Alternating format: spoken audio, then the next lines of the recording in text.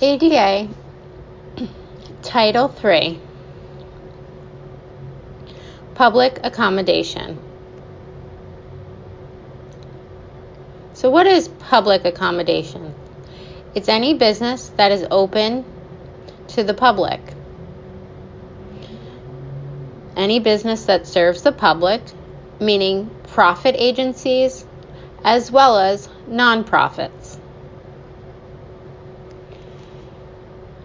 The public accommodation doesn't require a specific amount of employees. Do you remember when we talked about the Title I?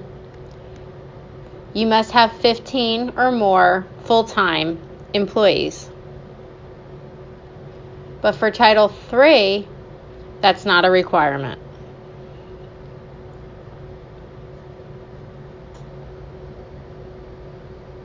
So what is public accommodations? It's any private business open to the public. There are many private businesses in the United States, including stores, restaurants, motels, hotels, and parks. They must have public accommodations. Also, privately owned businesses, or such as museums or private universities or colleges or schools, hospitals, movie theaters, stage theaters, banks, and zoos. Those private entities must have public accommodations. Because we go to those places for enjoyment, right? So it doesn't matter if it's private or public, they must have accommodations.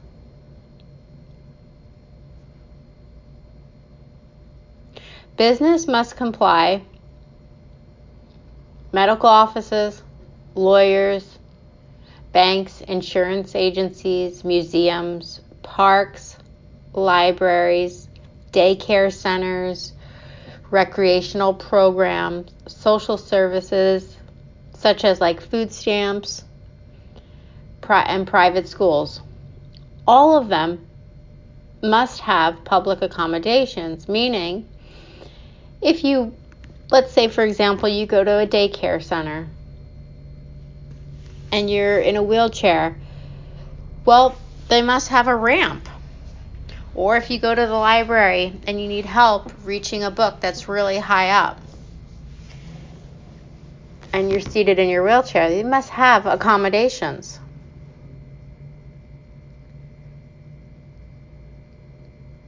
You have the rights to the public accommodations. As far as the doctors or medical, that's always a struggle, and I will explain that. Religious organizations and private clubs, like for example, a community HOA is a private club. This Title III does not apply to them. Also churches, synagogues. These are not open to the public. These are more for members, so it's different. If you go to church and you request to have a sign language interpreter, the church may say no, and you cannot sue them. Do you understand? Public accommodations, effective communication must provide auxiliary aid and services like sign language interpreters, CART, and auxiliary devices, such as FM systems. VRI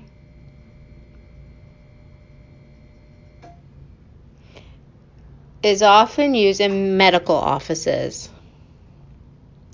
but this is not used for all. It is not accessible for all, especially for deaf, blind, or low vision. It's not effective and it doesn't work for that population, and I will explain on the next slide. If you go to the doctor's office and they say you need to bring your own interpreter, try to control your emotions. Don't get upset.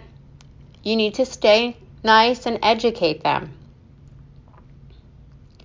You have the right to request effective communication.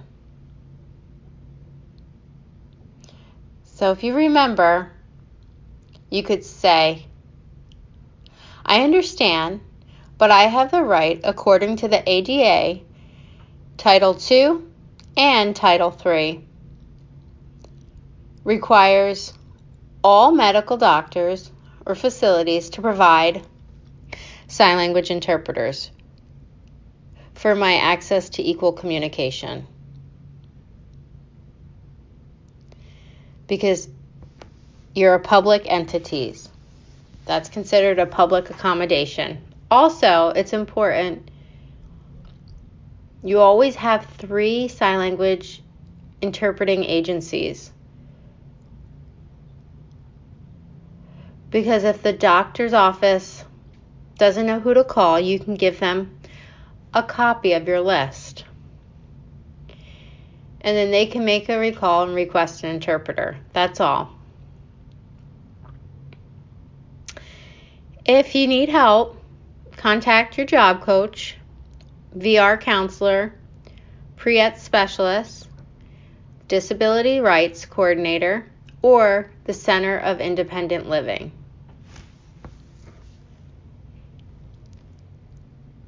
If you watched this video and enjoyed it, please click like, share, and subscribe.